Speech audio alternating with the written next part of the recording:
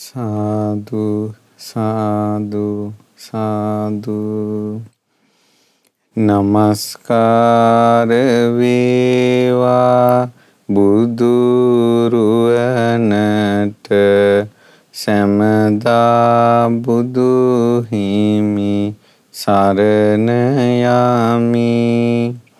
නමස්කාර වේවා ධම්රුවනට සැමදා සදහම් සරණ යමි. නමස්කාර වේවා සංඝරුවනට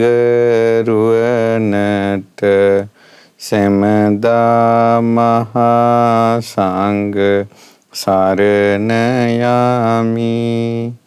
නමස්කාර වේවා තුනුරුවනට සැමදා තිසරණ සරණ යමි. සාදු සාදු සාදු. අපගේ පරම පූජනීය ගුරු දේවෝත්තම කල්යාණ මිත්‍ර පින්වත් ලොකු ස්වාමීන් වහන්සේට නිදුක් නිරෝගී දීර්ඝායුෂ සම්පන්නියම සැලසේවා. සාදු සාදු සාදු. ශ්‍රද්ධාවන්ත පින්වත්නි, අපගේ භාග්‍යවතුන් වහන්සේගේ ආශ්චර්ය ගැන තමයි අද අපි මේ ධර්ම දේශනාවෙන් ඉගෙන ගන්නේ. මේ උතුම් ධර්ම දේශනාව විකාශනය කිරීම පිණිස කැනඩාවේ විනිපෙග්ගිහි පදිංචි පින්වත් චන්දන, ශෂි, ධනංජය, මිහිරි සහ දෙමව්පියන් පිරිසත්, ඒ වගේම මෙරට වෙසෙන වරුණී, හර්ෂිකා, පුෂ්පිකා, ලහිරු, නිමාසා, සුරන්දි සහ දෙමව්පියන් මේ පිරිසත් එකතු වෙනවා. විශේෂයෙන් රෝගාතුරව සිටින වීඑන් විනීතා ලොකු අම්මාටත් ලක්ප්‍රිය බණ්ඩාර සහෝදරයාටත් ඉක්මනින් නිදුක් නිරෝගී සුව සැලසීම පිණිස මේ ධර්ම දාණයෙන් රැස්වන සියලු පින් ආශිර්වාදයක් වේවා කියලා මේ පින්වතුන් බලාපොරොත්තු වෙනවා. ඒ ආකාරයෙන්ම යහපත සැලසේවා කියලා අපි සිත ප්‍රාර්ථනා කරනවා. අද ඊටමත් ලස්සන දහම් කාරණාවක් අපි ඉගෙන ගන්නෙ. භාග්‍යතුන් වහන්සේගේ තියෙන ප්‍රඥාව, භාග්‍යතුන් වහන්සේගේ ලෝකයේ දැකීමේ නුවණ, ඒ හිතාගත නොහැකි විදිහට අපේ ජීවිතය ගැන විග්‍රහ කරපු විදිය ආශ්චර්යයි. පින්වතුනි, අපි කවුරුත් මේ ලෝකේ යමක් හොයා ඉන්නේ. හොයන්නේ නැති කෙනෙක් නෑ. හොයනවා. මවගේ කුසින් ඉපදින දරුවා ඒ ඉපදෙන ගමම්ම හොයනවා. උණුහුම හොයනවා. ඊළඟට කිරි හොයනවා. එතකොට ඒ දරුවත් පුංචි කාලේ ඉඳලම හොයනවා. ඊට පස්සේ ඒ දරුවා ටික ටික වැඩිනකොට ඔන්න සෙල්ලම් බඩු හොයනවා. කන්න බොන්න දේවල් හොයනවා. සෙල්ලම් කරන්න හොයනවා. ඊළඟට එක එක දේවල් රැස් කර ගන්නවා. ඊට පස්සේ ඉස්කෝලේ යන වයසේ ඒත් හොයනවනේ. සිලබස් එකට අදාළ කරුණු හොයනවා. ඒ වගේම විභාගයට ඕන කරුණු හොයනවා. එහෙම හොයනවා. ඊට පස්සේ කැම්පස් එකේදීත් හොයනවා. පස්සේ රස්සාත් හොයනවා. අවසානයේ සල්ලිත් හොයනවා. ඊළඟට බිරිඳක් ස්වාමියෙක් හොයනවා. දරු මල්ලෝ හොයනවා. ඊට පස්සේ වතු පිටි ගෙවල් දොරවල් හොයනවා. ඔය ආසේ මිනිස්සු ඕපදූපත් හොයනවා. ඒ වාගේ අනිත් අයගේ වන්හුන් හොයනවා. ඒකසේ තමයි සමහර අය ධර්මයත් හොයනවා. එතකොට අවසාන කාලේ මේ පණකෙන්ද මේ රැකගන්න මේ මැරෙන්න ඔන්න මෙන්න වෙලා තියෙද්දි හුස්ම ටික හිර වෙනකොට ඒ ජීවත් වෙන්න විදියක් හොයනවා. මේ මිනිසුන්ගේ ජීවිතේම තියෙනවා හොයනවා කියන එක. ඒ නිසා අද ධර්ම දේශනාවෙන් ඔබට විස්තර කරලා දෙන්න කල්පනා කළා. හොයන දේවල් ඔයාලට ලැබෙනවද? හොයන දේවල් මොනවද? හරියටම හොයන්න ඕන මොනවද? හොයන්න සුදුසුම උතුම්ම දේවල් මොනවද කියන කාරණාව අද ධර්ම දේශනාවෙන් ඔබට තේරෙනවා. මේ පුදුමේ අපගේ තථාගත අරහත් සම්මා සම්බුදුරජාණන් වහන්සේ රම්ම්‍ය සුරම්‍ය සුබ කියන මාලිගා තුනක කාමසුකල්ලිකානු යෝගී අන්ත කාම සැපයක් විඳීමින් වාසය කරන සුකුමාල මහා සිද්ධාර්ථ කුමාරයා ඒ කම්සැප විඳින ජීවිතයේ තුලම කල්පනා කළානේ හොයන්න ඕන දේවල් මොනවද කියලා. සිතා ගන්නවත් බැරි දෙයක් ඒක ආශ්චර්ය දෙයක්. ගුරුවරයෙක් නැතුව මේවා කල්පනා කරන එක ආශ්චර්යයි. ලෝකේ කවුරුත් සිහි කරන්නේ නැති කතා කරන්නේ නැති දෙයක්. අද පවා මේ ලෝකේ බුදුරජාණන් වහන්සේගේ ධර්මයේ දන්න කෙනෙක් ධර්මයේ කතා කරන කෙනෙක් කතා කළොත් මිසක්ක සාමාන්‍ය විවහාරයේ මේ කතාව නැහැ. මේ දේශනාවේ නම ආර්ය පරිේෂණ සූත්‍රය. ශ්‍රේෂ්ඨත්වයේ සොයාගෙන පරිේෂණ කිරීම ගැන මේ දේශනාවේ තියෙන්නේ. ඒ දවස්වල භාග්‍යතුන් වහන්සේ සවැත් නුවර ජේතවනාරාමේ වැඩ සිටියේ. භාග්‍යතුන් වහන්සේ පිණ්ඩපාතේ වැඩියට පස්සේ සංඝයා ආනන්ද ස්වාමීන් වහන්සේ ළඟට පැමිණිලා කියනවා ප්‍රිය ආයුෂ්මත් ආනන්ද ගොඩාක් කාලයක් බුදුරජාණන් වහන්සේගෙන් අපිට දහම් කතාවක් අහන්න ලැබුණේ නැහැ පහුගිය කාලේ. ඒ නිසා අනේ භාග්‍යතුන් වහන්සේගෙන් දහම් කතාවක් අහනවා නම් කොයිතරම් හොඳද කියලා. ඊට පස්සේ ඒක සාමාන්‍යයෙන් දැනෙන දෙයක්. දැන් අපිට උනත් අපි ලොකු ස්වාමීන් වහන්සේගේ ඇසුරේ ඉන්න අපි ශිෂ්‍ය ස්වාමීන් වහන්සේලා. ඒකවල ලොකු ස්වාමීන් වහන්සේ දවස් දෙක තුනක් සංඝයාට කතා කළේ නැත්නම් හරියට දැනෙනවා ඒක. ඒකට කතා වෙන අපි සංඝයා අතර කතා වෙනවා ලොකු සංඝ කතා කළේ නෑ නේද පහුගිය දවස්වල. ඊට පස්සේ අපි ඒකට ඉතින් ඒ ලොකු ස්වාමීන් වහන්සේගෙන් සංඝයාට කතාවක් දහම් කතාව ඇහෙන විදිහට අපි එක්ක ආරාධනා කරනවා. ඒ වාගේ එකට අවස්ථාව යොදා ගන්නවා. එතකොට ගුරු ඇසුරේ ඉන්න ශිෂ්‍ය පිරිසකට අදත් ඒ වගේ දෙයක් තියෙනවා. ශාස්ත්‍රුන් වහන්සේ ඇසුරේ හිටපු ඒ ශ්‍රාවක පිරිස ශාස්ත්‍රුන් වහන්සේගෙන් දහම් කතාව නොඇසී දින කිහිපයක් ගත වෙනකොට ඒකේ ශ්‍රාවකයන්ට ගොඩක් දැනෙනවා. පිට වෙන බණපදයක් පාසා බුදුරජාණන් වහන්සේගේ ඒ දහම් පදවලින් ශ්‍රාවකයන්ගේ කිලිස්ගිනි නිවෙනවා. සමහරවිට අද පිණ්ඩපාත ගිහිල්ලා බණ භාවනා කරගෙන ඉන්න භික්ෂුව අද හවස බුදුරජාණන් වහන්සේගෙන් ඇහෙන බණපදෙන් අරහත්ත්වයටපත් වෙනවා.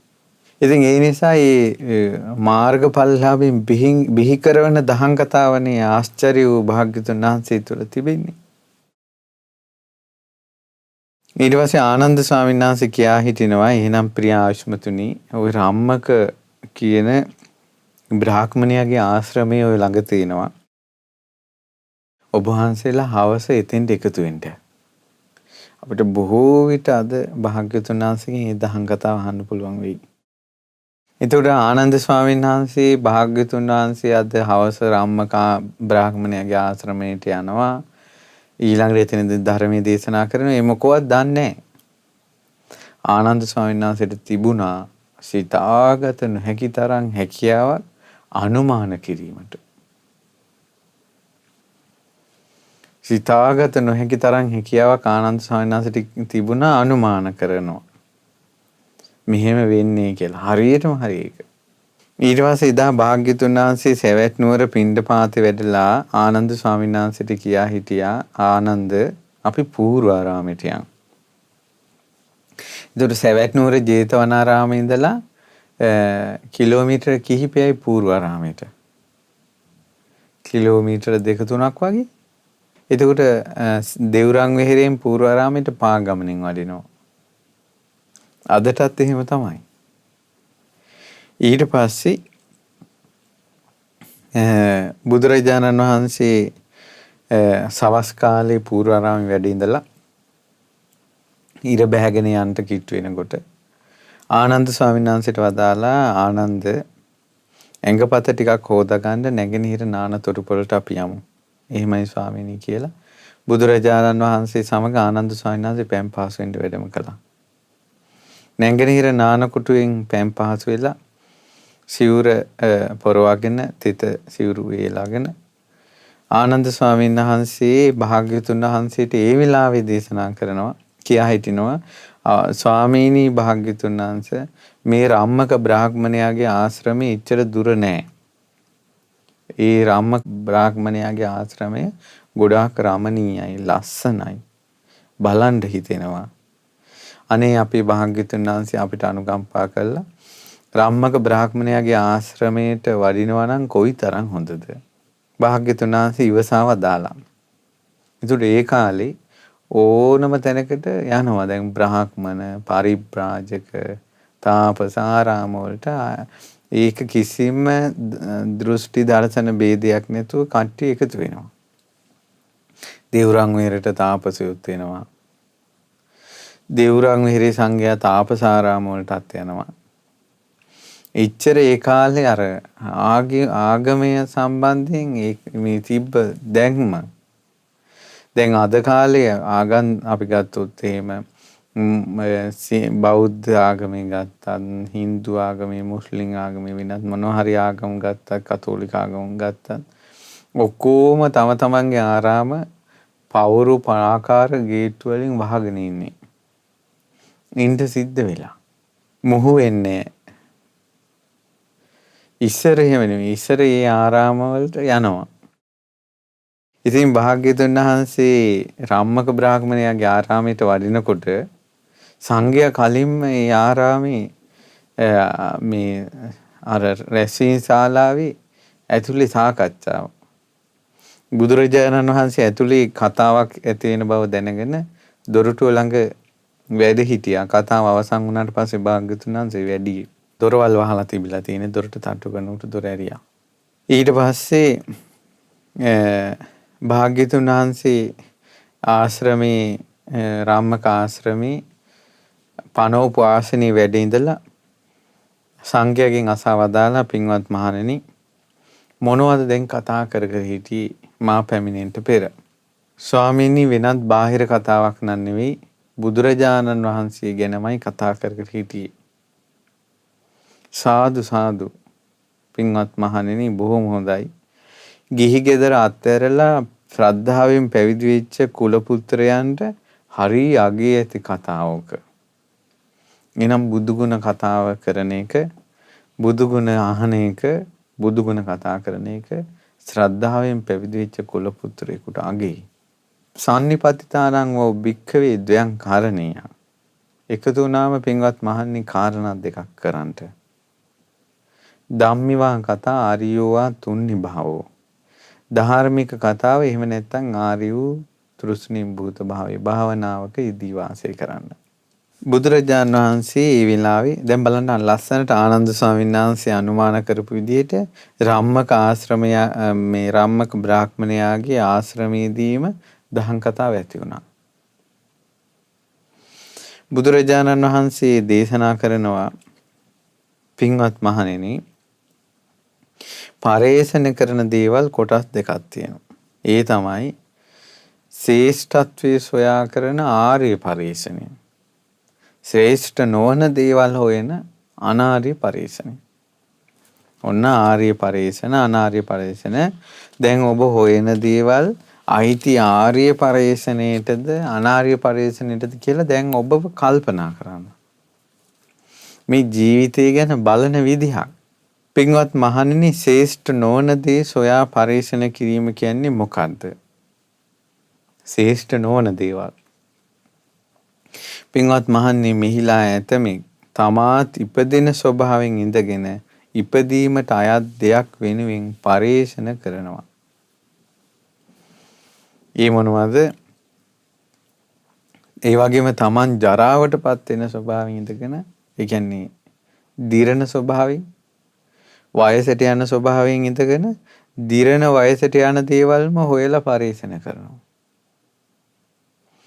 තමාත් රෝග පීඩාවල් වලට පත් වෙවි ඉඳගෙන තවත් අන් අයගේ තවත් රෝගී වෙන දේවල්ම හොයනවා. ඊළඟට තමාත් මරණයට පත් වෙමින් ඉඳගෙන මරණයට පත් වෙන දේවල්ම හොයනවා. තමාත් ශෝක කරන ස්වභාවයෙන් ඉඳගෙන ශෝක කරන දේවල්ම හොයනවා. තමාත් කෙලිසී යන ස්වභාවයෙන් ඉඳගෙන කෙලිසී යන ස්වභාවයෙන් යුතු දේවල් හොයනවා. තමා ඉපදෙන ස්වභාවයෙන් යුතුව, වයසට යන ස්වභාවයෙන් යුතුව, ලෙඩ වෙන ස්වභාවයෙන් යුතුව, මරණයට පත් වෙන ස්වභාවයෙන් යුතුව, ශෝක කරන ස්වභාවයෙන් යුතුව, කෙලිසී යන ස්වභාවයෙන් යුතුව ඉඳගෙන ඒවම හොයනවා. පින්වත් මහන්නේ ඉපදෙන ස්වභාවයට අයිති දේ කියන්නේ මොකද්ද? ඉපදෙන ස්වභාවයට අයිති දේවල් මොනවද? ඒ තමයි අඹුදරුවෝ, දෙසිදස්සෝ, එළු බැටළුවෝ, ඌරෝ කුකුලෝ, ඇතුන් ගවයන් අසුන් වෙලඹුන්, රන් රිදී මිල මුදල්, මේ පංචකාම ගුණයට අයිති දේවල්. මේ ඔක්කොම ඉපදෙන ස්වභාවයෙන් යුතු දේවල්. ඉතින් මේ ওই දේවල් වලට ගිජු වෙලා සිහි විකල් කරගෙන ඒකේ බැසගෙන ඉන්න උදවිය තමාත් ඉපදෙන ස්වභාවයෙන් ඉඳගෙන ඉපදීමට අයිති දෙයක්ම හොයනවා. බලන්න දැන් ඔබ මනුස්ස ලෝකෙ ඉපදුනාට පස්සේ හොයා රැස් කරගන්නේ මොනවද කියලා? නිවන් දකින්න දේවල්ද රැස් කරගන්නේ? ජාති ජරා ව්‍යාධි මරණ ශෝක පරිදේවල් වලට අයිති දේවල්ද කියලා බලන්න. තමනුත් ඉපදෙන ස්වභාවයෙන් ඉඳගෙන ඉපදෙන දේවල්ම හොයනවා. තමන් දිරණ දේවල් වලින් යුතුව ඉඳගෙන දිරණ දේවල් හොයනවා. මොනවද? අඹුදරුවෝ දිරණ දේවල්, දෙසිදස්සෝ දිරණ දේවල්, එළු බැටළුවෝ දිරණ දේවල්, ඌරන් කුකුලන් දිරණ දේවල්, ඇතුන් ගවයන් අසුන් වෙලඹුන් දිරණ දේවල්, රන් රිදී මිල මුදල් දිරණ දේවල්. මේ පංචකාම ගුණය කියන්නේ දිරණ දේවල්. ඕවගෙන් ගිජු වෙලා සිහි විකල් වෙලා එහි බැසගෙන තමාත් ජරාවට පත් වෙන ස්වභාවයෙන් ඉඳගෙන ජරාවට පත් වෙන දේවල්ම හොයනවා. ඔබගේ ජීවිතය දිහා බලන්න. දිරණ දේවල්ම ගෙවි ගෙවි යන දේවල්ම ජරාවට පත් වෙන දේවල්ම එකතු කර ගන්නවා. තමාටත් තියෙන ඒ වගේ ජීවිතයක්. ඊළඟට තමන් රෝගී වෙන ස්වභාවයෙන් ඉඳගෙන රෝගී වෙන දේවල්ම හොයනවා. මොනවද? අඹුදරුවෝ රෝගී වෙන ස්වභාවයට අයිති. දෙසිදස්සෝ, එළු බැටළුවෝ, ඌරෝ කුකුලෝ. එයි මේ එළු බැටළුවෝ, ඌරෝ කුකුලෝ, ඇතුන් අස්වැයන් කියන්නේ ඒ කාලේ මිනිසුන්ගේ ආදායම් මාර්ගය ඒවා. යාන වාහන කරත්ත හදා ඒවා මේ සත්තුන්ගෙන්නේ තිබුණේ. ඒතර යාන වාහන හොයනවා කියන එක මේ කියන්නේ. ඌරෝ කුකුලෝ හොයනවා කියන්නේ ආදායම් මාර්ග හොයනවා. එතකොට දැන් පින්වතුනි මේකයි. දැන් මේක නතර කරනවා කියන කතාවක් මේ මෙතන කියන්නේ හොයන දේවල් විග්‍රහ කර ගැනීම. දැන් මේ බණ අහපු ගමන් මේ ඔක්කොම මෙතන නතර කරනවා කියන එක නෙවෙයි. කල්පනා කරන්න ඕන සීනුවනේ ඇත්තටම අපි හොයන්නේ ඒවනේ. තමනුත් ලෙඩ වෙන්න ස්වභාවයෙන් ඉඳලා ලෙඩ වෙන දේවල්ම හොයනවා. ඊළඟට තමනුත් මැරෙන ස්වභාවයට පත් වෙලා මැරෙන දේවල්ම හොයනවා. මොනවද මැරෙන දේවල්? අඹුදරුවෝ, දෙසිදස්සෝ, එළු බැටළුවෝ, ඌරෝ කුකුලෝ, ඇත්තු අස්සයෝ වෙලඹු ගවයෝ. මේවා පංචකාමේ. අපි කෙටියෙන් ගත්තොත් පංචකාමේ මැහැ පිනවන දේවල්, කන පිනවන දේවල්, නාසය පිනවන දේවල්, දිව පිනවන දේවල්, ඇඟ පිනවන දේවල්ම හොයනවා ජීවිත කාලෙම. එතකොට තමනුත් මැරෙන ස්වභාවයෙන් ඉඳගෙන මැරෙන දේවල්ම හොයනවා. එතකොට පින්වත් මහණෙනි ශෝකය ඇති කරන දේවල් මොනවද? අඹුදරුවෝ ශෝකය ඇති කරන දේවල්. ඔබ විඳලා ඇතිනේ අඹුදරුවෝ නිසා ශෝක විඳලා නැද්ද? දෙසිදස්සෝ නිසා ශෝක විඳලා නැද්ද? එළු බැටළුවෝ ආදායම් මාර්ග නිසා දුක් විඳලා නැද්ද? ශෝක කළා නැද්ද? යාන වාහන නිසා ශෝක කළා නැද්ද? තමනු ශෝක වෙන කෙනෙක්. අර ශෝක වෙන දේවල්ම හොයනවා. ශෝකේ උපද්දවන දේවල්ම හොයනවා. දැන් ඒක බලන්න සමහරලාට මේ ස්වාමියෙක් බිරිඳක් හොයන්නේ. අනේ මගේ දුකවත් නැති කරගන්න. ශෝකේ නැති කරගන්නවත් ඉන්නේ මෙයානේ. නමුත් ඒ නිසාමයි ශෝකෙ උපදින්නේ. ඒ නිසාමයි දුක උපදින්නේ. ඒ නිසාමයි කඳුල වැටෙන්නේ. අපේ ජීවිතේ ඉතින් නිවන් දෙන්නේ දරුවෝනේ. අපේ හිතේ ශෝකේ නැති කරන් ඉන්නේ මේ දරුවෝනේ කියලා දරුවෝ හොයනවා. අවසානයේ ශෝකේ උපදින්නේ, ඇඬිල්ල උපදින්නේ, පෙළපීම උපදින්නේ ඒ දරුවෝ නිසාමයි. ඕක තමයි ලෝක සනාතන ධර්මය. ඊට පස්සේ මේ පංචකාමයේ ඇහිම් ප්‍රියමනාප රූප, කනෙන් ප්‍රියමනාප ශබ්ද, නාසයෙන් ප්‍රියමනාප ගන්ධ සුවඳ, දිවෙන් ප්‍රියමනාප රසය, කයෙන් ප්‍රියමනාප පහස. හොය හොයා මේ ලෝක සත්වයා ආභාගයට යනවා. තම තමන්ගේ ජීවිත දිහා බලන්න. අවසානයේ එතනම ශෝකී ඉපදිනවා. එතනම ශෝකී උපදිනවා. එතනම ශෝකී උපදිනවා. දැන් බලන්න මේ කොරෝනා ප්‍රශ්නත් එක්ක මේ රටෙත් විදේශ රටවල් වල කොච්චර ශෝක වැළපීම් දුක් දුන්නාස් ඉපදුනාද? ඉතින් මේ මිනිස්සුම සතුට හොයපු ලෝකෙම්ම නේද මේ දුක ඉපදුනේ. ඊට පස්සේ පින්වත්නි කෙලෙසී යන ස්වභාවයෙන් යුතු සත්වයා කෙලෙසී යන ස්වභාවයෙන් යුතු දේවල්ම හොයනවා. මොනවද ඒවා? අඹුදරුවෝ, දෙසිදස්සෝ, එළු බැටළෝ, ඌරු කුකුලෝ, රන් රිදී මුතුමැණික්, පංචකාම ගුණය මේවට ගිජු වෙලා මුසපත් වෙලා ඒ වගේම බැසගෙන තව තවත් ඒවම හොයනවා. හොඳට කල්පනා කරන්න තම තමන්ගේ ජීවිත. ඊට පස්සේ ඕක තමයි ශ්‍රේෂ්ඨ නොවන දේවල් හොයාගෙන යනවා කියන්නේ. එහෙනම් සමස්තයක් වශයෙන් ගත්තොත් මේ සකල ලෝක සත්වයාම ශ්‍රේෂ්ඨ දේවල් නම් නෙවෙයි හොයන්නේ.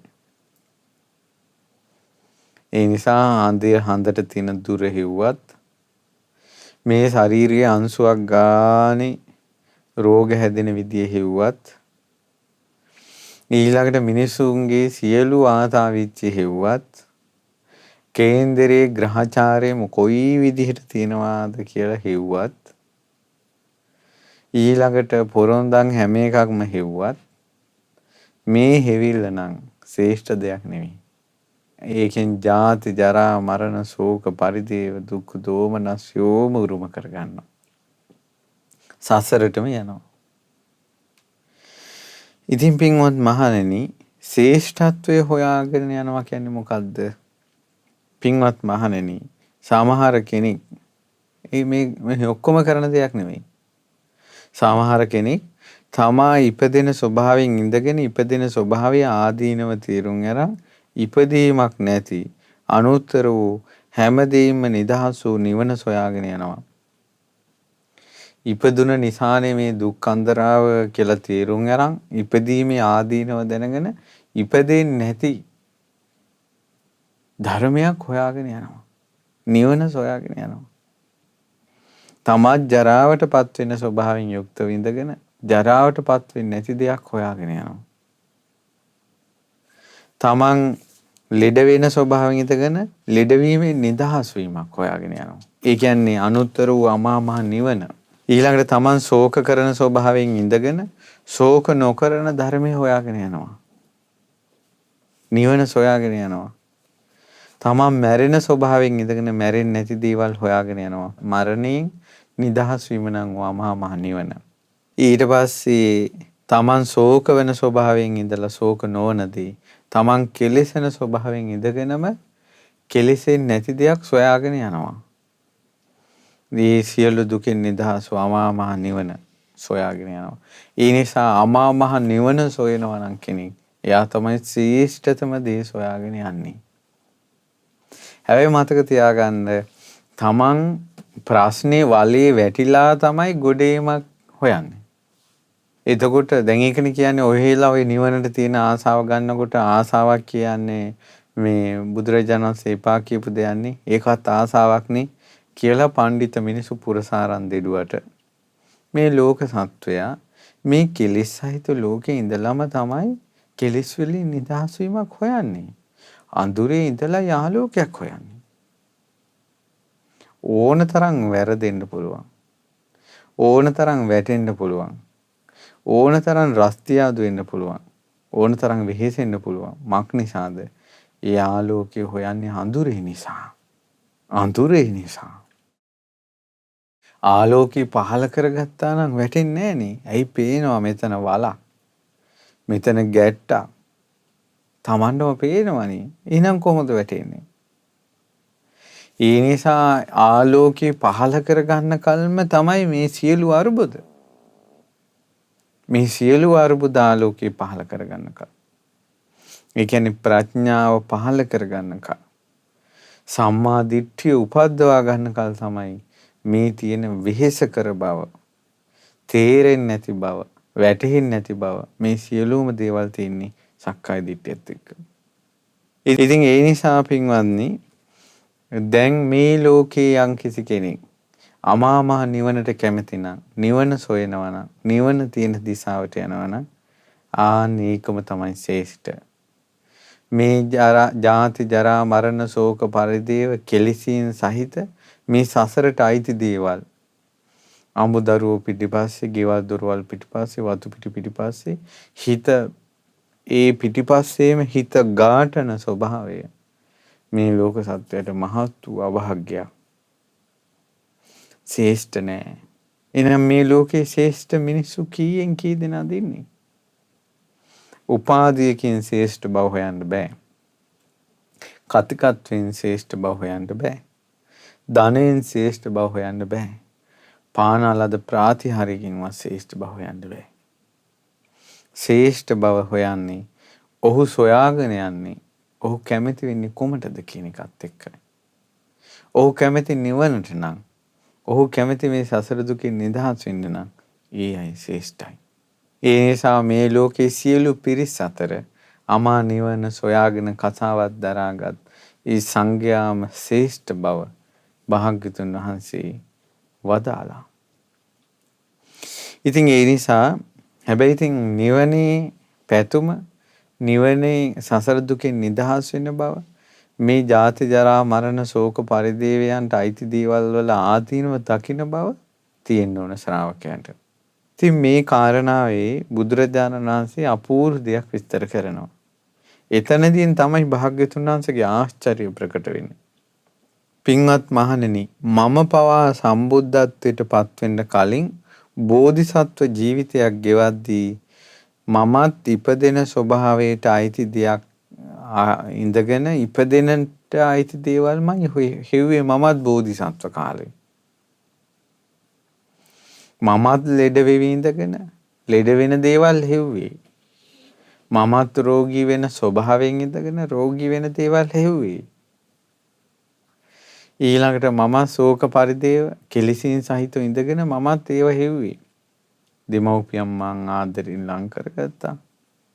යසෝදරාව සිව්වා. රාහුල කුමරු ඉපදුණා. චාන් නැමැති කාන්තකාසයා පිරිවරා ගත්තා. රම්මිය සුරම්මිය මාලිගා පිරිවරා ගත්තා. නලඟ නම් 40000ක් සිදුහත් කුමාරයා පිරිවරා ගත්තා. හේමන්තයට ග්‍රීස්මයට වස්සාන කාලයට වෙනම මාලිගා තිබුණා. ස්තුති පූජා ප්‍රශස්ති ගීත ඇහුණා. මේ ඔක්කොම පංචකාමයට අයිති දේවල්. එතකොට අවුරුදු 29 වසරක්ම මහා බෝධිසත්වයෝ ඒ තමන් වයසට යන ලෙඩ වෙන ස්වභාවයෙන් ඉඳගෙන ඊට අයිති දේවල් එක්කමයි වාසය කළේ. සොය සොයා ගියේ. ඉතින් බුදුරජාණන් වහන්සේ දේශනා කරනවා එහෙත් පින්වත් මහණෙනි මම හිතන්න ගත්තා. ඇත්තටම මමත් ඉපදෙන ස්වභාවයෙන් ඉඳගෙන ඉපදෙන ස්වභාවයට අයිති දෙයක් හොයන්නේ මොකටද කියලා. අන්න ආශ්චර්ය. අච්චර පංචකාමයක ඉඳගෙන කියලා දෙන්න කවුරුත් නැතුව තමන්ම හිතුවනේ ඇයි මම මේවා හොයන්නේ කියලා. මේ ධර්මයක් තිබිලාද? බුදු කෙනෙක් පහළ වෙලාද? පුරෝහිතෙක් කියලා දීලාද? සම්මා සම්බුදු වෙලා නැතුව ගිහි ජීවිතේ මාලිගාවේ ඉඳිද්දිම කල්පනා කළා මම ඇයි ඉපදෙන දේවල් හොයන්නේ? ඇයි මම ලෙඩ වෙන දේවල් හොයන්නේ? ඇයි මැරෙන දේවල් හොයන්නේ? ඇයි වයසට යන දේවල් හොයන්නේ?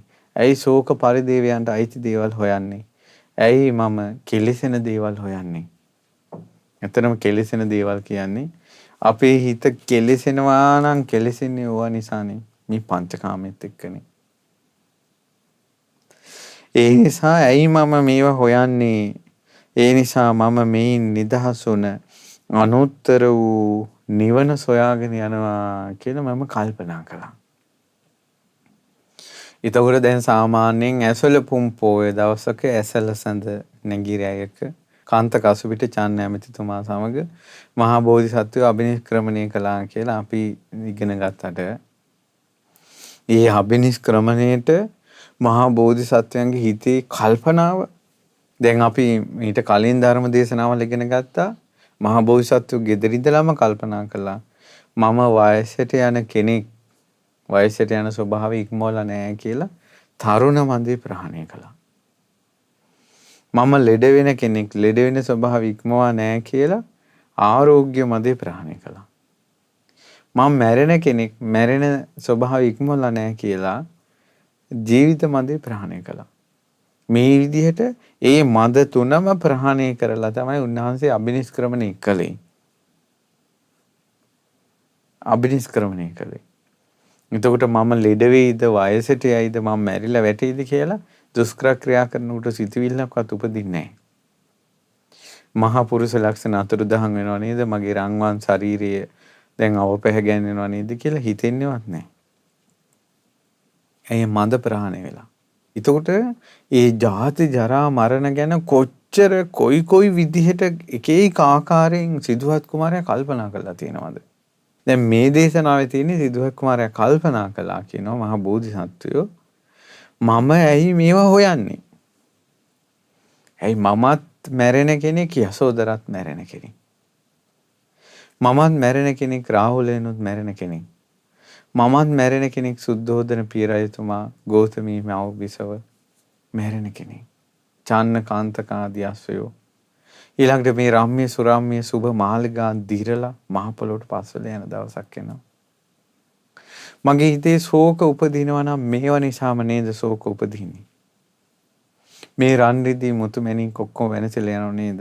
රාජ කාලේ තිබ්බ රන් රිදී මුතු මැණික් දැන් තියනවද කියන්නකෝ. එළිය විහිද ඉස්සර ආලෝකයටත් මැණික්නේ පාවිච්චි කරලා තියෙන්නේ. කාමරයක් එළිය කරන්න මැණිකක් තියලා තියෙන්නේ මාලිගාවල. අද ආලෝකයේ විහිදෙන මැණිකක්වත් දකින්නවත් තියනවද කියන්නකෝ. කොච්චර ඒ තිබ්බ වස්තුව කෙලිසී ගියාද වෙනසී ගියාද ජරාවට පත් වී ගියාද අතුරුදහන් වී ගියාද. සුදර්ශන රජතුමාගේ කාලේ මහා සක්විති රජුරෝ ප්‍රාකාර බැඳලා තින්නේ රාජ්‍යයේ ප්‍රාකාර තනිකර රත්තරන් වලින්. රන් ගඩොලින් ප්‍රාකාර බැඳලා තින්නේ. වට ප්‍රාකාර රිදී ගැටොලින් කුළුණු පළඟු වලින් මෙහෙම හදපු මාලිගා තිබ්බ දැන් තියෙනවද? දැන් මේ සෑයකට චූඩාමාණිකයක් හොයාගන්න පළඟු කැල්ලක් හොයාගන්න තියෙන අමාරුව බලන්න. ඒ නිසා මේ සියලු දේවල්ම නැසී වෙනසී යන දේවල්. මහා බෝධිසත්වෝ කල්පනා කළා මමත් ලෙඩ වෙනවා.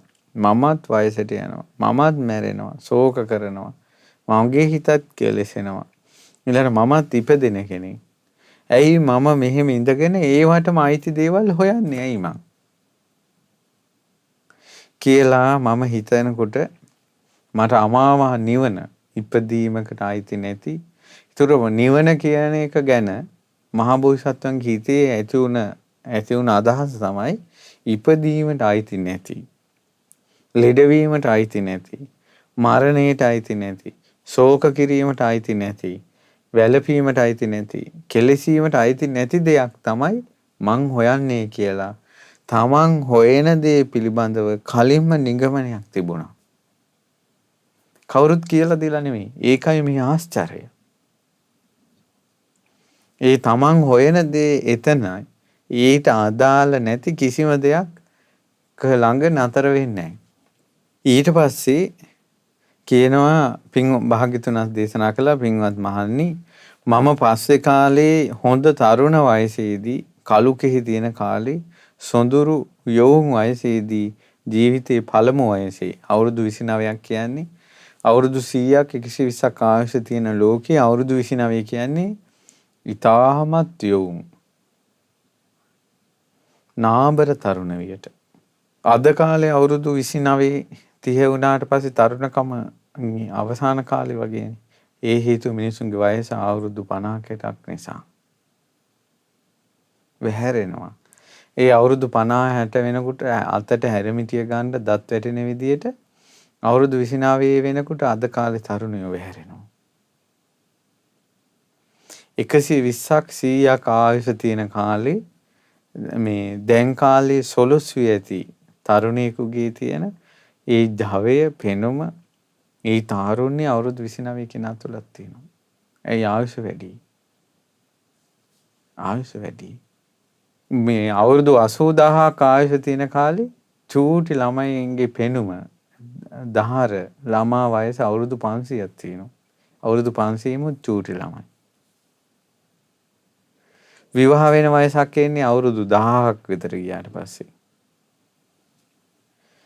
ඒ 500ක් 17 අතර වගේ. ඉතින් ඒ වගේ ඉතින් ඒකත් එක්කයි අද කාලේ අපිට අවුරුදු 29 නාබර තරුණ විය කියනකොට හිතට කෙනෙකුට හිතෙන්න පුළුවන්. අපි ඒ යුගයේ දිහා බලන්න ඕන. අතිශයින් තරුණ කාලේ කළු කෙස් තියෙන කාලේ.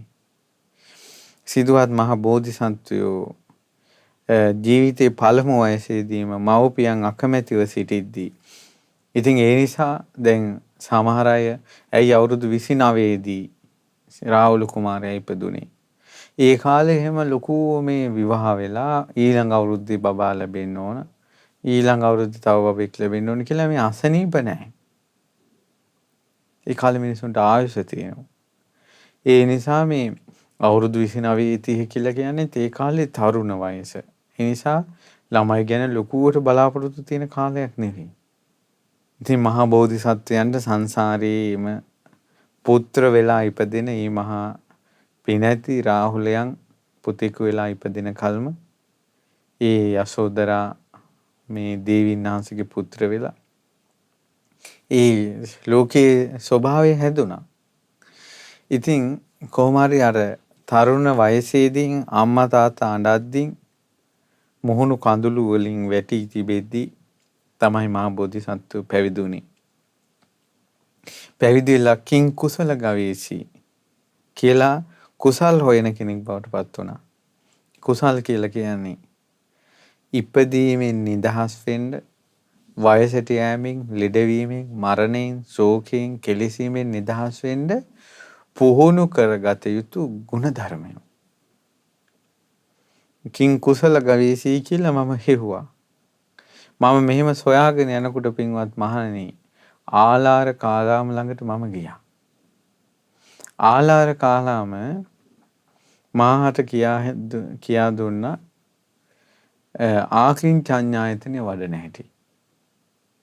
ඉතින් මමත් කෙටි මම මේ සූත්‍රයේ දීර්ඝ දේශනාවක් මේ දේශනාව මම හිතන විදිහට ආචාර්ය මනස පොත් වහන්සේගේ මේ මහ බෝසත්වෝ නිවන සොයාගෙන ගුරුවරුන් ළඟට ගිය විස්තරේ තියෙනවා මේ සූත්‍ර දේශනා ඇතුලෙන් ආචාර්ය මනස පොත් වහන්සේ තුල. මම මේ කල්පනා කරපු හැටි තමයි ඉස්මතු කරන්නේ මේ. ඉතින් ආලාලකාරාම ළඟට ගිහිල්ලා ආකින්චඤ්ඤායතන ඉගෙන ගත්තා. ඒ ආකින්චඤ්ඤායතන සමාධිය කියන්නේ අරූප සමාධිය. ඒතකොට මේ සමාධිය මෙච්චර කාලයක් වයෝවෘද්ධ වූ අවුරුදු බොහෝ ගණනක් තපස් රැකලා ඉගෙනගත් එක්තරා සමාපත්තියක් ආලාරකාරාම. සිදුහත් මහා බෝධිසත්වයෝ දවසින් දෙකෙන් ඉගෙන ගත්තා ඒක. අර තාපසයා ජීවිත කාලෙම ඉගෙන ගත්ත සමාධිය. ආලාරකාරාමට පුදුමයි. ආයුෂ්මතුනි පුදුම සහගතයි. ඔබ වගේ කෙනෙක් අපි දැක්කනේ ඇස්වලට. මම යමක් අවබෝධ කළා නම් ඔබත් ඒක අවබෝධ කළා. ඔබ යමක් අවබෝධ කළා නම් ඒක මමත් අවබෝධ කළා. ඒ නිසා මේ ශිෂ්‍ය පිරිසට අපි දෙන්නම අනුශාසනා කරමු කියලා ශිෂ්‍යෙක් විදියට හිටපු මහා බෝධිසත්වෝ ගුරු තනතුරේ තිබ්බා. මහත් වූ පුද සත්කාර කරන්න ගත්තා. දැන් තැනකට ගියාට පස්සේ Tamanට පුද සත්කාර ලැබෙනවා නම් එතනම කෙනා රඳිනවනේ මේ ලෝක සත්වයා. හේතුව මිනිස්සු හොයන්නේ ඒක ලාභ සත්කාර කීර්ති ප්‍රශංසා ඒක ලැබෙන තැන නතර වෙනවා. මහා බෝධිසත්වයෝ ඒක නෙවෙයි. ඉපදෙන්නේ නැති තැන. ලෙඩ වෙන්නේ නැති තැන. මරණයටපත් වෙන්නේ නැති තැන. කෙලෙසෙන්නේ නැති තැන. ශෝකී ඉක්මවා ගිය තැන. අමාමා නිවන.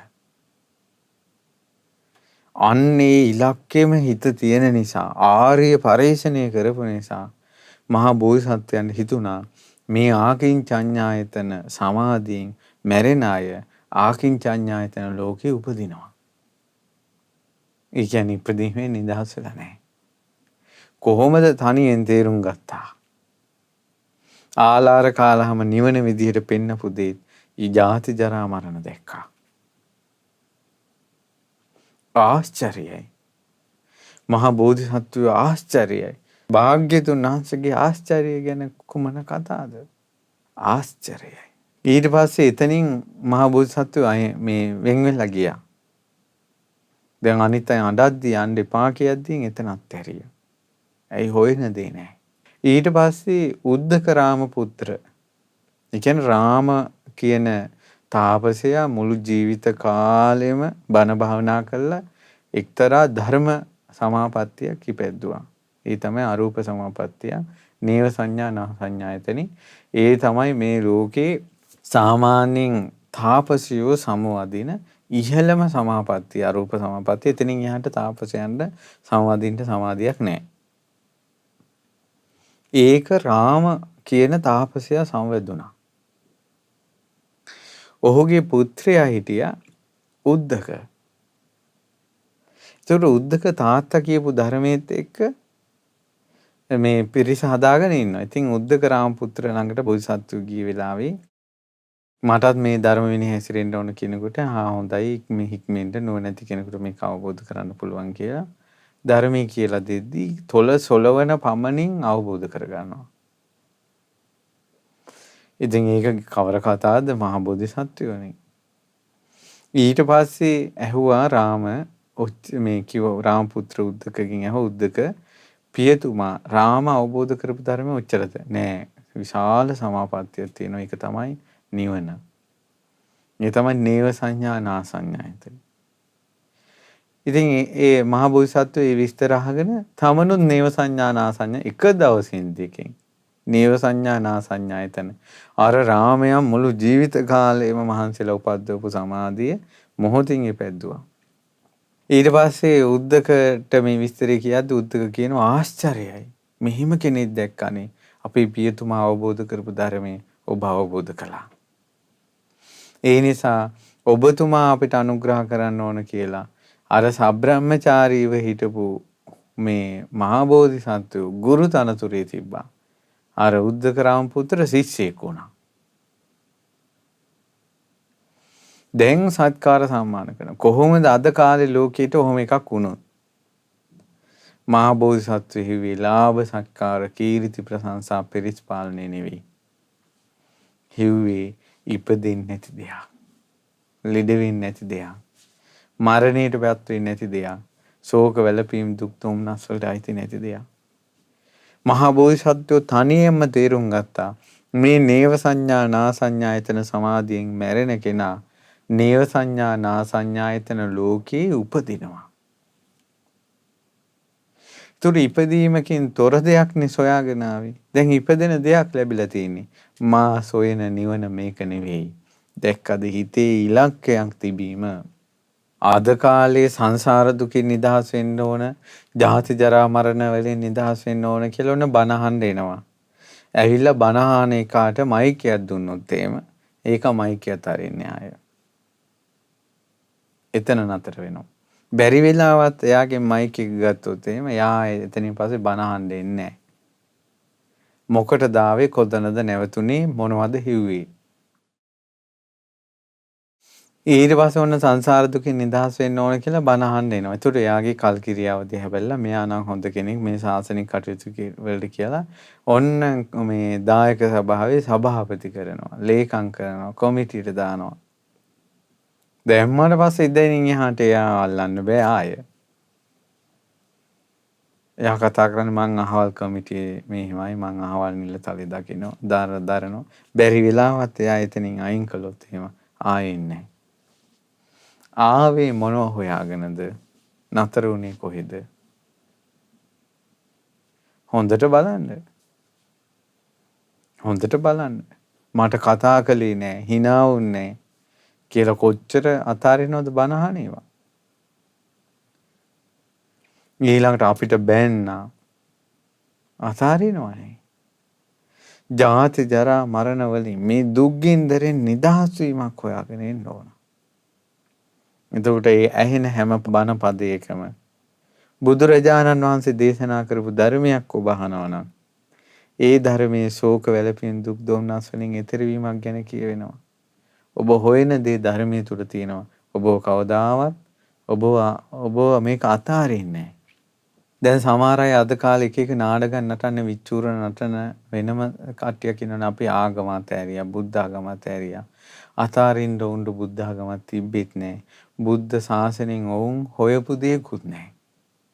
හොයලා තියෙන්නේ එක්කෝ වෙනම ප්‍රසිද්ධිය එක්කෝ ලාභ සත්කාර. ඔවුන් ජාති ජරා මරණ වලින් නිදහස් වීමක් කිව්වනම් බුද්ධ ශාසනයේ හැර ජාති ජරා මරණ වලින් නිදහස් වෙන්න තවත් වෙන දහමක් තියෙයිද ලෝකේ? ඒතකොට කොහොමද අතාරින්න දෙයක්? හොයලා තියෙන්නේ ජාති ජරා මරණ වලින් නිදහස් වීමක් නෙවෙයි. මොනවා හරි ලාභ සත්කාර කීර්ති ප්‍රශංසා.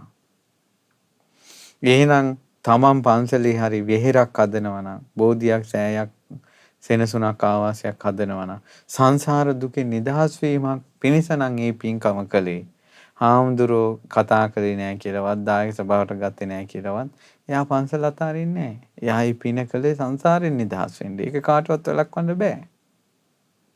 හැබැයි කළා තියෙන එකට නෙවෙයි හාමුදුරන්ගේ ප්‍රශංසාවට. කරලා තියෙන්නේ ගහන බෝඩ් එකට. අනිත් අයගේ ප්‍රශංසාවට. ඒව නොලැබුණාට පස්සේ අත්හරිනවා.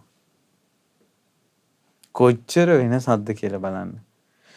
මහා බෝධිසත්වෝ හිව්වේ ලාභ සත්කාර කීර්ති ප්‍රශංසා පිරිස් පාලනය හෝ වැජඹෙන එක නෙවෙයි. දුකෙන් නිදහස් වීම.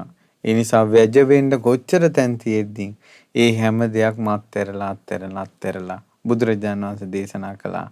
පින්වත් මහණෙනි මම උරුවෙල් ජනපදයට මේ පැමිණියා. උරුවෙල් ජනපදයේ තරම් සේනානි ගම මා දැක්ක ලස්සන තැනක් තවත් තිබ්බේ නෑ. එච්චර සීතල නේරංජරා නදිය ගලා බසින සුදු වැලි ඇතුරුන සුන්දර වනරොදක් සහිත පෙදෙසක්. ඇත්තට මේ ප්‍රදේශයේ පවාද අනිත්‍ය ස්වභාවයට ගිහිලා. ඊට පස්සේ මං කුසල් කියන්නේ කොහොමද? කිං කුසල ගවේසි. මේ මට ඕන උනේ ජාති ජරා මරණ වලින් නිදහස් වෙන ධර්මයක් පුරුදු කරන්න. ආන්න ඒක සොයාගෙන මම උරුවෙල් ජනපදයේ දුෂ්කර ක්‍රියාව ආරම්භ කළා. මං ඒ විදිහට ගොඩාක් ප්‍රතිපත්ති හැසිරුණා. ඉතින් පින්වත් මහණනි මම පස්සේ කාලෙක නිවන සොයාගෙන ඉපදීමෙන් සිටින මම ඉපදීමෙන් නිදහස් වෙන අමාමා නිවන සොයාගත්තා. ජරාවෙන් නිදහස් වූ ශෝකයෙන් වැළපීමෙන් මරණයෙන් කෙලෙසීමෙන් නිදහස් වූ අමා නිවන සොයාගෙන අවබෝධ කරගෙන නිකලෙස් වූ අනුත්තර වූ දුකෙන් නිදහස් වීම නම් වූ අමා නිවන සොයාගෙන මමත් ඒ ධර්මය අවබෝධ කළා. නිවන අවබෝධ කළා. මට ඇති වුණ අවබෝධයක් මාගේ චිත්ත විමුක්තිය වෙනස් වෙන්නේ මේ අන්තිම උපතයි ආයෙත් පුනර්භවයක් නැහැ කියලා. බලන්න ඉපදීමෙන් නිදහස් වීමක් හොයාගෙන ගියේ ඉපදීමෙන්ම නිදහස් වුණා. හොයන දේ ඔබට ලැබෙනවා. අද වුණත් මහමෙවුනාවෙන් වුණත් මේ ධර්මය හද්දී ඔබ හොයන්නේ මොකද්ද? ඒකට උත්තරේ හම්බ වෙනවා. සංසාර දුකින් නිදහස් වෙන්න නම් හොයන්නේ ඒක හම්බ වෙනවා. ඉතින් බුදුරජාණන් වහන්සේ දේශනා කරනවා මට හිතුණා මේ ධර්මයේ ගැඹුරුයි අවබෝධ කරගන්න අමාරුයි. මේ ලෝක සත්වයාට ඇයි ලෝක සත්වයා හොයන්නේ ජාති ජරා මරණ වලින් නිදහස් වෙන දෙයක් නෙවෙයි. රාගයෙන් යට වෙලා මේ ලෝක සත්වයා සිටින්නේ. ඉතින් මේ විදිහට කල්පනා කරනකොට හිත ධර්මයේ දේශනා කරන්න නැඹුරුන්නේ. නමුත් සහම්පති මහ බ්‍රහ්මයාගේ ආරාධනෙන් තථාගතයන් වහන්සේ බුදු ඇසින් ලෝකයේ බලා බාරණසී ඉසිපතනේ ධර්මයේ ප්‍රවර්තනය කළේ. ඒ ධර්මයේ ප්‍රවර්තනය කරනකොට පින්වත් මහණෙනි, ඒ පස්වග තවුසන්ද ඉපදෙන ස්වභාවයෙන් ඉඳගෙන මෙතෙක් කාලයක් ඉපදීම හොය හොයා හිටියා. ඉපදෙන දේවල්, ලෙඩ වෙන දේවල් හොය හොයා හිටියා. වයසට යන දේවල්, මරණයටපත් වෙන දේවල්, ශෝක වැළපීම් දුක් දුම්නස් වලට අයිති කිරිසෙන දේවල් හොය හොයා හිටියා. මේ අනුත්තර වූ ධර්මයේ ශ්‍රවණය කරලා අවබෝධ කරපු මේ පස්වග භික්ෂුන් වහන්සේලාද පින්වත් මහණෙනි ඉපදීමෙන් නිදහස් වුණා. ලෙඩවීමෙන් නිදහස් වුණා. මරණයෙන් නිදහස් වුණා. ශෝක වැළපීම් දුක් දුම්නස් වලින් නිදහස් වුණා. හරි පුදුමයි. මේ විදිහට මේ ලෝක සත්‍යය පංචකාමයට හිර වෙවි යන විස්තර මේ අරිය පරිශ්‍රණ සූත්‍රයේ අවසානයේ හොඳට තියෙනවා. පංචකාමයට මේ ලෝක සත්‍යය හිර වුණාට පස්සේ මායя අල්ලේ නටවනවා කියනවා එයා. ඒ පංචකාමයෙන් නිදහස් වීමක් ගැන හිතන්නේ නැහැ. පංචකාමයේම අරමුණු කරගෙන ඉන්නේ ජාති ජරා මරණයට අයිති දේවල්ම. එතකොට ඒවට අධිපති කෙනෙක් ඉන්නවා. ඔහුගේ නිදහස් වෙන්නේ.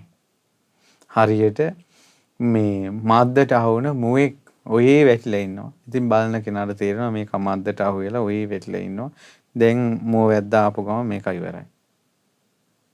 ඒ වගේ පංචකාමයට අහු වෙලා ඉන්න සත්වයාට ආයේ මායයට දඟලන්න දෙයක් නැහැ මද්දට අහු වෙලා ඉන්නේ. හැබැයි යම් කිසි කෙනෙක් ඉන්නවා පංචකාමයේ ආදීනව සිහි කර කර ඉන්නවා. මේ ජාති ජරා මරණ වලට අයිති පංචකාමයේ ආදීනව සිහි කර කර ඉන්නකොට එයා මේ වගේ කියනවා. ඕන දැන් මෙයා සමාධියකුත් උපද්දවලා නැහැ. හැබැයි පංචකාමයේ ආදීනව සිහි කර කර ඉන්නවා. අන්න එයා මේ වගේ කියනවා. ඒ තමයි මද්දක් ළඟ ඉන්නවා. මද්දට අහු වෙලා නැහැ මුවා. එතකොට බලාගෙන ඉන්න කෙනාට තේරෙනවා මේ මුවා මද්දට අහු වෙලා නැහැ. නමුත් මද්ද ළඟ ඉන්නවා. දැන් මදුව ළඟ ඉන්නවා අහු වෙලා නැහැ. මුව වැද්දාවට පස්සේ මෙයාට පණින්න පුළුවන්. ඒ වගේ තමයි කියනවා පංචකාමයේ ආදීනව සිහි කර කර ඉන්න කෙනා. ඔන්න කෙනෙක් ඉන්නවා පළවෙනි ධ්‍යානෙ උපදව ගන්නවා. දෙවෙනි ධ්‍යානෙ, තුන්වෙනි ධ්‍යානෙ ධ්‍යාන උපදවනවා. එයා මේ වගේ කියනවා මුවේ කැලේ ඇවිදගෙන යනවා නිදහසේ. ඒ කැලේ මද්දකුත් නැහැ, මුව වැද්දක් නැහැ. ඉතින් නුවණැති පුරුෂයාට තේරෙනවා මේ මුවාට සුවසේ යන්න පුළුවන් මොකද වැද්දක් නැහැ, මද්දක් නැහැ. ඒ වගේ තමයි පළවෙනි ධ්‍යානෙ, දෙවෙනි ධ්‍යානෙ, තුන්වෙනි ධ්‍යානෙ, හතරවෙනි ධ්‍යාන ආදී ධ්‍යාන සමාධි වලට සමවදින කෙනාට මාර්යාගේ හැට වැලි ගැහුවා වගේ කියනවා. මාර්යාට ඔහුව බලන්න බෑ කියනවා. ඒ නිසා පංචකාමයෙන් නිදහස් වීම ගැන භාග්‍යතුන් වහන්සේ වදාලා. ජාති ජරා මරණ ශෝක පරිදේව දුක්ඛ දෝමනස්යන්ගෙන් නිදහස් වීම ගැන බුදුරජාණන් වහන්සේ වදාලා. බලන්න ගුරුවරයෙක් නැතුව තමන්ම ආර්ය පරේෂණය ශ්‍රේෂ්ඨ දේ සොයාගෙන ගිය හැටි පින්වත්නි නුඹලා සොයන්නේ ශ්‍රේෂ්ඨ දේවල්ද ශ්‍රේෂ්ඨ නොවන දේවල්ද කියලා දැම්මම හිතෙන් කල්පනා කරන්න. හොයන දේ හම්බ වෙයි. හොයන දේ හම්බ වෙයි. ඒ නිසා අපිට ශ්‍රේෂ්ඨ දේ කරා යෑම පිණිසම මේ ධර්මයේ ශ්‍රවණය කිරීමේ කුසලය හේතු වාසනා වේවා කියලා අපි සිත ප්‍රාර්ථනා කරනවා. ඉතින් පින්වත්නි අද දවසේ කැනඩාවේ විනිපෙග්ගී පදිංචි පින්වත් චන්දන, සසි, ධනංජය, මිහිරි යන මිහිරි සහ ඒ ඇත්තන්ගේ දෙමව්පියන්, ඒ වගේ මෙරට වෙසෙන වරුණී, හර්ෂිකා, පුස්පිකා, ලහිරු, නිමාසා, සුරන්දී සහ ඒ ඇත්තන්ගේ දෙමව්පියන් දායකත්වයේ දරුවේ රෝගාතුර වී සිටින VM විනීතා ලොකු අම්මාටත් ලක්ප්‍රිය බණ්ඩාර සහෝදරයාටත් ඉක්මන් සුවය ප්‍රාර්ථනා කිරීම පිණිස අද දවසේ ශ්‍රේෂ්ඨත්වයේ සොයාගෙන යෑමේ මේ උතුම් ධර්ම පරියායේ ශ්‍රවණය කරපු පින් බලෙන්, ධර්ම දානයේ පින් බලෙන් රෝගාතුරව සිටින VM විනීතා ලොකු අම්මාටත් ලක්ප්‍රිය බණ්ඩාර සහෝදරයාටත් ඉක්මන් නිදුක් නිරෝගී සුව සැලසේවා. සියලු දෙවියෝ මේ පින් අනුමෝදන් වී දිව්‍යංගී දිව්‍ය ආශිර්වාද වඩා වර්ධනය වෙත්වා. මියන්තු ආරක්ෂා කරත්වා. මිය පරලෝකීය සියලු ඥාතීන්ට මේ පින් අනුමෝදන් වී පරලෝ සැපේ වේවා. ඒ වගේම අපට මෙවැනි වූ ධර්මයක් අහන්නවත් අවස්ථාව සැලසුණේ අපගේ පරම පූජනීය ගුරු දේවෝත්තම පින්වත් ලොකු ස්වාමීන් වහන්සේ මේ යුගයේ අපිට මේ ධර්මය කියා දුන්න නිසා, ස්තිසරණේ පිහිට ලබා දුන්න නිසා පින්වත් ලොකු ස්වාමීන් වහන්සේ නිදුක් වේවා, නිරෝගී වේවා, සුවපත් වේවා, දීර්ඝායුෂම ලබත්වා කියලා අපි පින් දෙනවා. ගරුතර මහා සංඝරත්නයටත් අනගාരികා මෑණිවරුන්ටත් පැවිදි අපේක්ෂක දූපතුන්ටත් මේ පින් අනුමෝදන් වී ජාති ජරා මරණ වලින් නිදහස් වීමේ වාසනාව ලැබේවා. ඒ වගේම සසී මහත්මියගේ සහ චන්දන මහත්මයාගේ දරුවන් වන දිනුලි දියණියට තුසින්දු පුතාට නිදුක් නිරෝගී සුවපත් භාවයත් ශාසන පීඨන් සැලසේවා. කැනඩාවේ විනිපෙක්සී සිට මේ ධර්ම දානය සිදු කරන පින්වත් චන්දන මහත්මයා සසී ධනංජය මිහිරි ඒ පින්වතුන්ටත් ඒ ඇත්තන්ගේ දෙමව්පියන්ටත් ලංකාවේ සිට සම්බන්ධ වන වරුණී හර්ෂිකා පුෂ්පිකා ලහිරු නිමාසා සුරන්දි යන පින්වතුන්ටත් ඒ ඇත්තන්ගේ දෙමව්පියන්ටත් මේ පින් අනුමෝදන් වේවා. ඔබ අප කාටත් මේ පින් මව් දෙමව්පි ඥාති බන්දු මිත්‍රාදීන්ට අනුමෝදන් වෙත්වා. ශ්‍රේෂ්ඨ දේ සොයාගෙන ගිහිල්ලා ශ්‍රේෂ්ඨ දේ ලබා ගන්න පිරිසක් බවට පත් වෙන්න වාසනාව ලැබේවා. තිරුවන් සරණයි. නමෝ බුද්ධාය. මෙවැනි වටිනා ධර්ම දේශනා නැරඹීමට ශ්‍රද්ධා YouTube චැනලය සබ්ස්ක්‍රයිබ් කර සීනුව ලකුණ ඔබන්න.